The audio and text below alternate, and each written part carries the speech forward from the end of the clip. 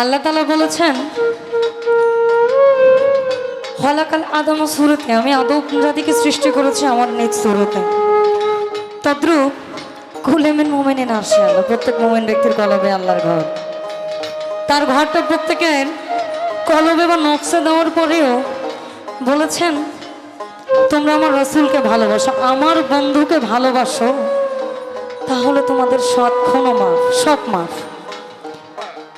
নবী যখন মেরাজ করে চলে আসেন, উনি বলেছিলেন যে আরেকটু থাকো না, আরেকটু থাকো, অর্থাৎ আকুতি। এলাজউদ্দিন ভাই বললেন যে আমাকে যদি ভালো না বাসো তাহলে আমি কি করব? প্রেম হচ্ছে এক দ্বিপাক্ষিক, দ্বিপাক্ষিক, অর্থাৎ একজন পুরুষ একজন নারী, অর্থাৎ আদম এবং হাওয়া প্রেম। আর ভালোবাসা হচ্ছে স্বতান্ত্রিক। এমন অনেক সংসার আছে যে সংসারে স্বামীর স্ত্রীর প্রতি ভালোবাসা নাই কিন্তু টিকে আছে, কারণ হচ্ছে মায়া। ভালোবাসার মূল জিনিসটা হচ্ছে মায়া। আপনার যার প্রতি যত মায়া আপনার তার প্রতি টানটা তত বেশি। এবং ভালোবাসা কখনো মাপকাঠি দিয়ে বিচার করা যায় না, প্রেম করা যায়।